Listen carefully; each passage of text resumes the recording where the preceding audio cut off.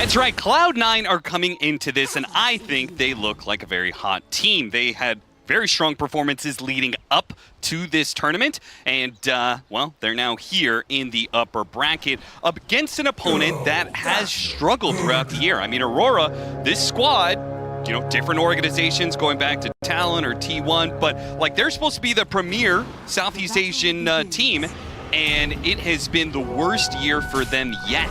No places past 7th, 8th. No top 6s whatsoever throughout the year. Yeah, if you look at no one's hero pool, if you look at how they're picking supports and what they're doing with them, they're not afraid to pick things like the Bane, the Winter Wyvern.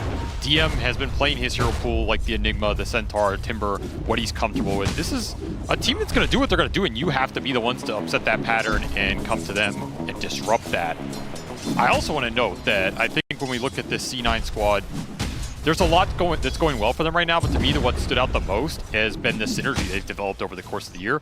And for me, particularly, between No One and DM. So, yeah, I did him no favors. Yeah, I knew he was good back then. Like, I'll say that much, you know, give me some credit. Ali is going to go down, and that'll be your first blood for Kataomi, one of the players who makes up the very interesting hero pools that Cloud9 have tended to draft. I would say most of the unique heroes comes out of him and No One. Would you agree with that? Tier carry for the tournament? I mean, the win rate tells you all you need to know right now. Nobody has answers to what Loon is providing. Fishman, no answers for the right click. Well, maybe a Fairy Fire is good enough an answer, and he actually drops a Blood Grenade as he walks away, hitting both Q and Jab, slowing him down long enough that Watson's able to pick up the kill. 1 kill, maybe 2. He's going to be speared back into the tower, but he could still go for the kill on Jabs. He's healthy enough for that much. He's missing out on a fair bit of lane, and Jab's making the long run through the river. So Watson's going to head back and pick up some creeps. Fishman does manage to hit him with the Deluge here, slowing him down. But a fate worse than death in some ways. Yeah. Jabs is not happy about this. Also note that bottom water rune got denied by Fishman with an illusion. If he was talking about the skill ceiling of this hero, it is really high if you can put these illusions to use. Like, we've seen things like Wisdom runes get denied, water runes get denied, courier kills, all this stuff. You can send these illusions around the map and get work done with it. And it counts for a lot in these early games. 23 Savage. Ooh. Not having a fun time on this lane. In fact, I think AURORA are not having a fun time in this laning phase overall. All 3 of Cloud9's cores are sitting atop the network chart to look for Snapfire rotation. Oh no! Even the neutral's playing against 23 Savage as it hurricanes him right into DM Stomp. Brutal. Looking at the Snapfire. High damage early support that can sync up with the Treant, try and bail out these lanes, but that needs to do something soon. Yeah, this is that safe lane is struggling, so if he doesn't win this lane, he maybe needs to make the rotations happen. Q turns around, throws out a blast. Lorinoff, yeah, these rotations aren't going to have the same kind of punch as they do when the Earth Spirit shows up. Earth Spirit gets a kill and gets a magnetize onto the 2 of them, and might actually take out Q if you could hit him with another boulder, but Q's going to TP back and make sure that damage isn't done. But Fishman is currently looking to steal a Wisdom rune, and AURORA, they got to act fast. They know this is happening right now. Lorinoff, he's going to challenge and manage to fisher back Fishman, so they'll be able to secure it for themselves. Frontline spellcast brawlers. Okay. Centaurs, Earth Spirits. These types of big tanky heroes that go in Kunkas, the heal's really nice on them. The blast is not going to be enough.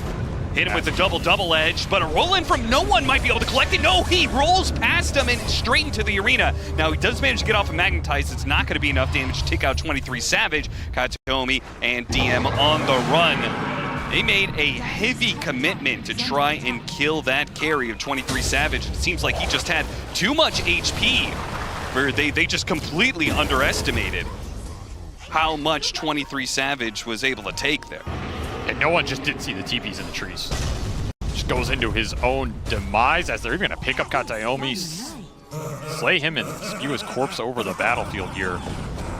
Very pivotal power rune as well for Lorinoff. He's had power rune control some stacks. This is some extra juice as long as you get He is out. going to be caught for it, though. Kicked over his own Fisher, hit by the ensnare. Now the Eclipse is going to be put to use to quickly kill Lornoff's Shaker and try and chase for more. Now it's Aurora, who are going to be on the run with a lot of catch on the side of Cloud9. Very likely they can get multiple kills out of this one. A good spear back might be able to spare Jabs his life, but he has been slowed down to a crawl, a roll that doesn't land, but a little mini stun and a Splinter Blast slow. That'll be enough for the dive past the mid-tier 1 tower for Watson's triple kill. This is the power of Luna. She can join anything in the early game once you have those beam points up, and at the same time you're threatening a huge amount of scale on this hero.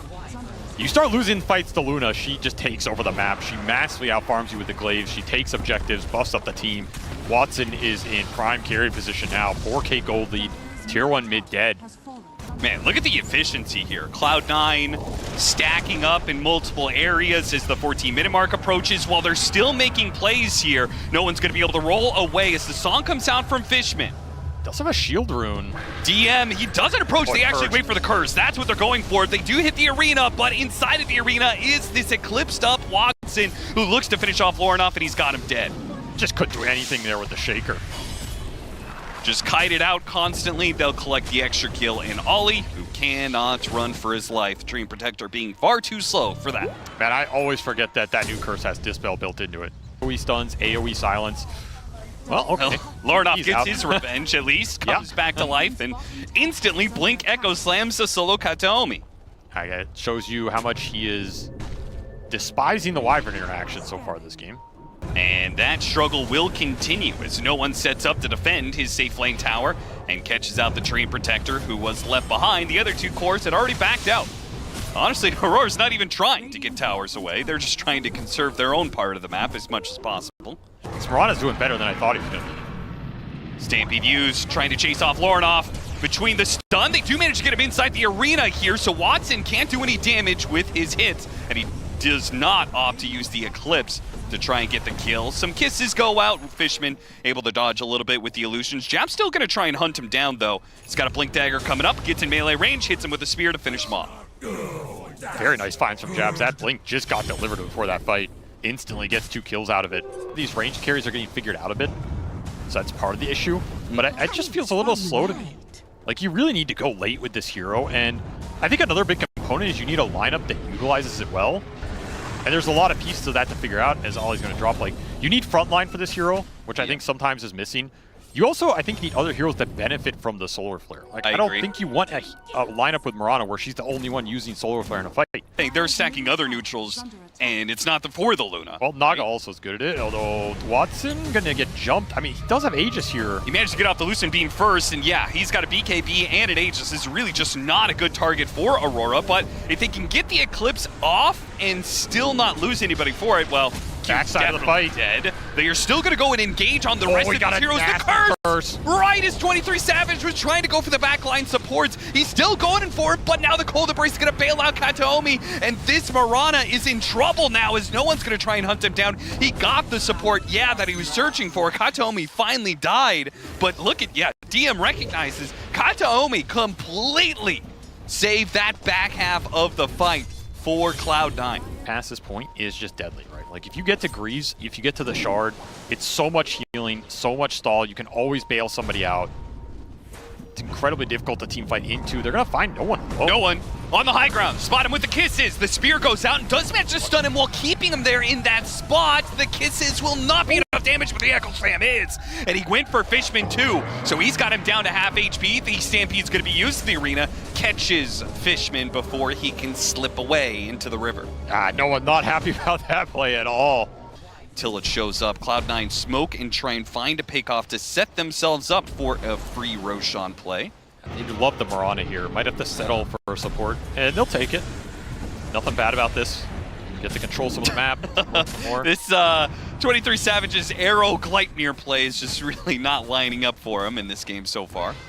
They are going to try and wrap around, but Watson drew an exact line of what Aurora was going to do here. They are well prepared for this move. They're going to get spotted. No one's going to break the smoke. Doesn't get hit by the arrow. Once again, another miss. Jabs, BKB, and instantly goes for it. Goes straight to the Luna. They have to be able to burst it down here. There's the curse and the embrace resetting, and Watson, now he has a chance to be able to both use his Manta and his Satanic. This is not a carry that's going to be brought down early. Lorinov goes for the kill onto the Winter Wyvern and tries to jump away, but he's still caught in the area of the Eclipse. Watson brings him down and looks for the enemy carry of 23 Savage, who is out of lead charges, and one Lucent Beam cuts down the rest of his HP. Oh, those beams are so deadly, man, at this point in the game. They just do so much damage with the Conda on top of all of it, and safe play is go Roshan here. You just got a lot of big items. Shiva's on the Earth Spirit, Greaves for the Naga, BKB for the Winter Wyvern. 3 very strong defensive items just arriving for Cloud9 here. Why not continue the siege? No Echo Slam. Jabs. No Morana. He gets spotted by Kataomi, so he's not going to be making any initiation anytime soon. His Blink Dagger put on cooldown by the hits. Can look for like a fissure and a spear back. All 5 heroes back up. They don't go for the spear back at DM. Oh, he hits the backline with a beautiful stomp, and no one rolls in after him. Hits a beautiful magnetize onto 4. They almost managed to burst down Watson. This time 23? it was much closer, but 23 Savage jumps after him, and he's not going to get it. He turns to kill the support, but his life is forfeit in the process. DM just beautifully interrupts that entire engagement for Aurora, and the spear back is nowhere near clean enough. That is just the game, I think. Yeah. These glaives are just going to rip through your base. Man, Cloud9, I mean, this is a team that when they get their lineups rolling and this ball starts to hit, it is very difficult to take the 5-on-5s. And I think we saw the frustration in the team fights here from Aurora. There were glimpses of what their lineup can do, but ultimately, you're just fighting into so many saves, so many resets, and Luna, her early game was so strong.